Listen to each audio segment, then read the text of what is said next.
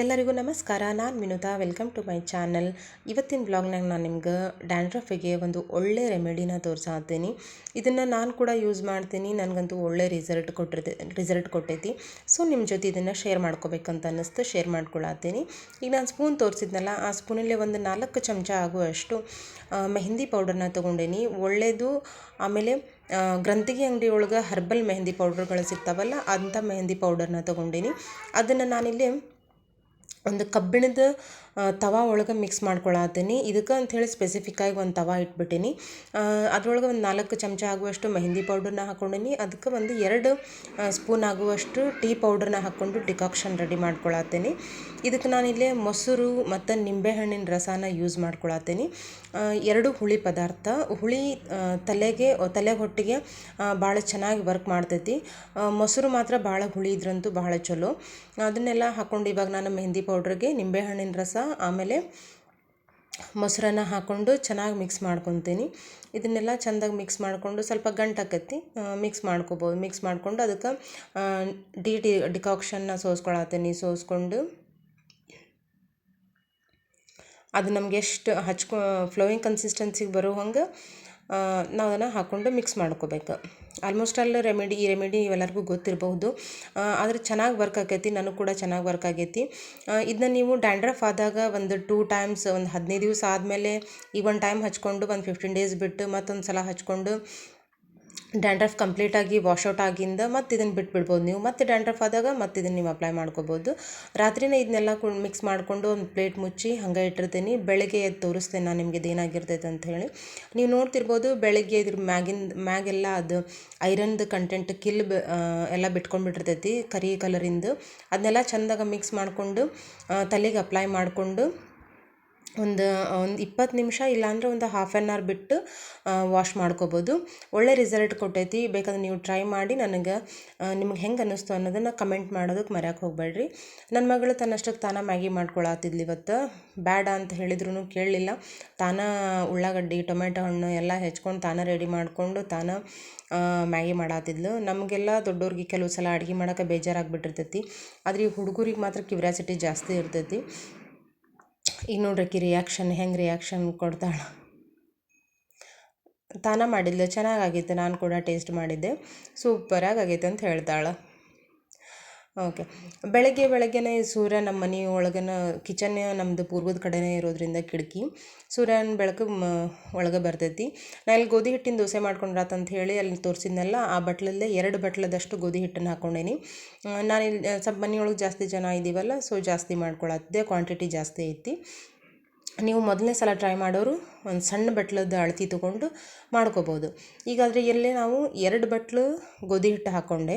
ಇದಕ್ಕೆ 1 ಬಟ್ಲನಷ್ಟು ಅಕ್ಕಿ ಹಿಟ್ಟು ಹಾಕ್ಕೊಳತ್ತೀನಿ. ಅಕ್ಕಿ ಹಿಟ್ಟು ಹಾಕೋತೀನಿ ಅಂತಂದ್ರೆ ದೋಸೆ ಕ್ರಿಸ್ಪಿ ಬರ್ಬೇಕು ನಮ್ಗೆ. ಗೋಧಿ ಹಿಟ್ಟು ಮೆತ್ತಗಾಕತ್ತಲ್ಲ, ಅದು ದೋಸೆ ಮೆತ್ತಗಾಗ್ಬಿಡ್ತೈತಿ. ಸೊ ಅಕ್ಕಿ ಹಿಟ್ಟು ಹಾಕ್ಕೊಂಡ್ರೆ ಕ್ರಿಸ್ಪಿ ಬರ್ತೈತಿ.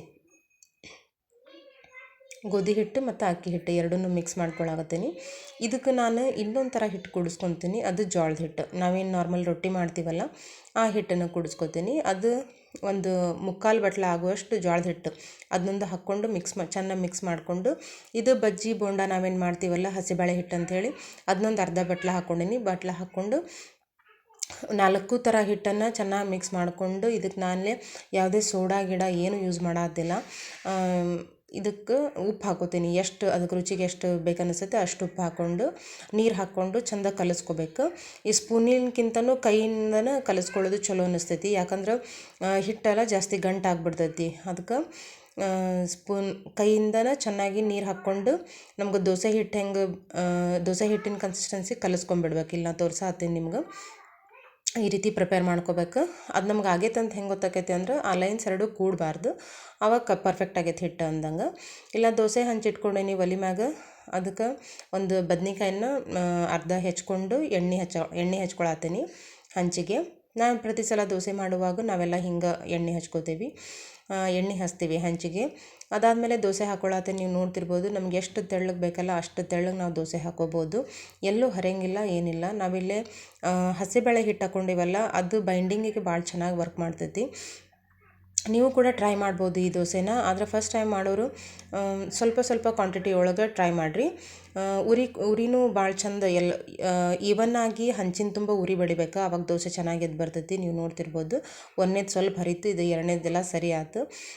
ಇವತ್ತಿನ ಬ್ರೇಕ್ಫಾಸ್ಟ್ ಗೋಧಿ ಹಿಟ್ಟಿನ ದೋಸೆ ಮತ್ತು ಆಲೂಗಡ್ಡೆ ಬಾಜಿ ಮಾಡ್ಕೊಂಡಿದ್ದೆ.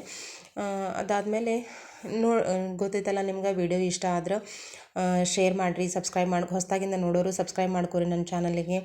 ಈಗ ಆಲ್ರೆಡಿ ಸಬ್ಸ್ಕ್ರೈಬ್ ಮಾಡ್ಕೊಂಡವರು ಲೈಕ್ ಮಾಡಿರಿ, ಶೇರ್ ಮಾಡಿರಿ, ಮತ್ತು ಕಮೆಂಟ್ ಮಾಡಿರಿ ವಿಡಿಯೋ ನೋಡಿ ಏನು ಅನ್ನಿಸ್ತು ಅನ್ನೋದನ್ನು.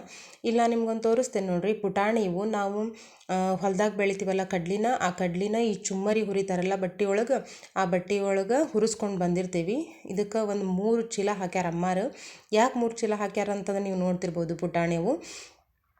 ಪುಟಾಣಿ ಅಥವಾ ಹುರಿಗಡ್ಲೆ ಅಂತ ಏನು ಹೇಳ್ತೀವಲ್ಲ, ಅವು 3 ಚೀಲ ಯಾಕೆ ಹಾಕಿದ್ರು ಅಂತಂದ್ರೆ ಅದು ಮೆತ್ತಗಾಗ್ಬಿಡ್ತೈತಿ. ಈಗ ಥಂಡಿ ವಾತಾವರಣ ಐತಲ್ಲ, ಮೆತ್ತಗಾಗ್ಬಿಡ್ತೈತಿ. ಅದಕ್ಕೆ 3 ಚೀಲ ಹಾಕಿ ಅದನ್ನ ಸೆಕ್ಯೂರ್ ಮಾಡ್ಯಾರ. ಒಂದಿಷ್ಟು ಪುಟಾಣಿ ಹಿಟ್ಟು ಬೇಕಾಗಿತ್ತು, ಅದನ್ನೆಲ್ಲ ಮಿಕ್ಸರ್ ಮಾಡಿಕೊಂಡೆ. ಇದರಲ್ಲೇ ನಾನು ನಿಮಗೊಂದು ರೆಸಿಪಿ ತೋರಿಸ್ತೇನೆ, ಅದನ್ನು ನೆಕ್ಸ್ಟ್ ವಿಡಿಯೋ ಒಳಗೆ ನೋಡಿರಿ. ಅದಕ್ಕೆ ನಾನು ಮತ್ತು ಅಮ್ಮಾರು ಒಂದು ಸ್ವಲ್ಪ ಮಿಜ್ಜಿಗಾರ ಮಾಡ್ಬಾ ಅಂತಂದ್ರೆ ಸರಿ ತೋರಿ ಅಂತ ಅಂದ್ಕೊಂಡು ಒಣ ಮೆಣ್ಸಿನ್ಕಾಯಿನ ರಾತ್ರಿನ ನೆನಾಕಿ ಬೆಳಗ್ಗೆ ಅದಕ್ಕೆಲ್ಲ ಸಾಮಾನು ಹುರಿದು ಅದಕ್ಕೆಲ್ಲ ಸಾಮಾನು ಹಾಕ್ಕೊಂಡು ಉಪ್ಪು, ಬೆಲ್ಲ, ಕರಿಬೇವು, ಕೊತ್ತಂಬರಿ, ಬೆಳ್ಳುಳ್ಳಿ, ಜೀರಿಗೆ ಎಲ್ಲ ಹಾಕ್ಕೊಂಡು ಮಿಜ್ಜಿಗಾರ ಮಾಡಿಟ್ಟೆ. ಮಿಜ್ಜಿಗಾರ ಆಲ್ಮೋಸ್ಟ್ ಅಲ್ಲಿ ನಮ್ಮ ಮನೆಯೊಳಗೆ ಕಾಯಂ ಇದ್ದೇ ಇರ್ತೈತಿ. ಯಾವಾಗಾರ ಬೇಕು ಅನ್ನಿಸ್ತಂದು ಮಾಡ್ಕೊಂಡು ಬಿಡ್ತೀವಿ. ಸಾಯಂಕಾಲ ನೋಡ್ತಿರ್ಬೋದು ನೀವು, ಮೊಹರಂಗೆ ಅಂತೇಳಿ ಸಕ್ಕರೆ ಓದಿಸ್ಕೊಂಬರಕ್ಕಂತಂದು ಹೋಗಿದ್ವಿ. ಇದು ನಮ್ಮ ಊರಿನ ಸಣ್ಣ ಒಂದು ಮಸೀದಿ. ಸಕ್ಕರೆ ಓದಿಸ್ಕೊಂಬರೋಗೆ ಹೊತ್ತಾಗ್ಬಿಟ್ಟಿತ್ತು. ಬೇಗ ಬೇಗ ಅಡುಗೆ ಮಾಡ್ಕೋಬೇಕು ಅಂದ್ಕೊಂಡು ಸೊಪ್ಪಿನ ಪಲ್ಯ, ಚಪಾತಿ ಮಾಡಿಕೊಂಡೆ. ಹರಿ ಸೊಪ್ಪು ಅಂತಂದು ಹೇಳಿ ಸಿಗ್ತೈತೆ ನಮ್ಮ ಕಡೆ, ಅದ್ರದ್ದು ಸೊಪ್ಪಿನ ಪಲ್ಯ ಮತ್ತು ಚಪಾತಿ ಮಾಡಿಕೊಂಡೆ. ವಿಡಿಯೋ ನೋಡಿ ನಿಮ್ಗೆ ಏನು ಅನ್ನಿಸ್ತು ಅನ್ನೋದನ್ನು ಕಮೆಂಟ್ ಮಾಡೋದನ್ನು ಮರಿಬೇಡ್ರಿ. ಪ್ಲೀಸ್ ಲೈಕ್ ಮಾಡಿರಿ, ಶೇರ್ ಮಾಡಿರಿ, ಸಬ್ಸ್ಕ್ರೈಬ್ ಮಾಡ್ಕೊರಿ ನನ್ನ ಚಾನಲ್ಗೆ. ಮತ್ತು ಇಂಥ ಹೊಸ ವೀಡಿಯೋಸು, ಒಂದು ಅಗ್ರಿಕಲ್ಚರ್ ರಿಲೇಟೆಡ್, ಒಂದು ನೇಚರ್ ರಿಲೇಟೆಡ್ ವೀಡಿಯೋಸ್ನ ನಾನು ಅಪ್ಲೋಡ್ ಮಾಡ್ತಿರ್ತೀನಿ. ಕುಕ್ಕಿಂಗ್ ವೀಡಿಯೋಸ್ನೂ ನಾನು ಅಪ್ಲೋಡ್ ಮಾಡ್ತಿರ್ತೀನಿ. ರೆಸಿಪೀಸ್ ಏನಾದರೂ ನಿಮ್ಗೆ ಚಲೋ ಅನಿಸಿದ್ವಂದ್ರೆ, ನೀವು ಟ್ರೈ ಮಾಡ್ಬೋದು ಅಂತ ಅನಿಸಿದ್ವಂದ್ರೆ ಪ್ಲೀಸ್ ಸಬ್ಸ್ಕ್ರೈಬ್ ಮಾಡ್ಕೊರಿ ನನ್ನ ಚಾನಲಿಗೆ. ಸೊಪ್ಪಿನ ಪಲ್ಯ ಮತ್ತು ಚಪಾತಿ ಮಾಡಿಕೊಂಡೆ. ಸೊಪ್ಪಿನ ಪಲ್ಯಗೆ ಫಸ್ಟ್ ಉಪ್ಪು ಖಾರ ಏನೂ ಹಾಕೋಬಾರ್ದು, ಅದು ಪೂರ್ತಿ ಕರಗಿದ ಮೇಲೆ ಇಷ್ಟ ಆಗಿಬಿಡ್ತೈತಿ. ಸೊ ಅದು ಕರಗಿದ ಮೇಲೆ, ಸೊಪ್ಪಿನ ಪಲ್ಯ ಪೂರ್ತಿ ಕರಗಿದ ಮೇಲೇ ಅದಕ್ಕೆ ಉಪ್ಪು ಮತ್ತು ಖಾರ, ನಿಮಗೆ ಬೇಕಂದ್ರೆ ಖಾರ ಆ್ಯಡ್ ಮಾಡ್ಕೋಬೋದು. ಇಷ್ಟು ಹೇಳಿ ಇವತ್ತಿನ ವ್ಲಾಗ್ನ ಮುಗಿಸ್ತೀನಿ. Thanks for watching.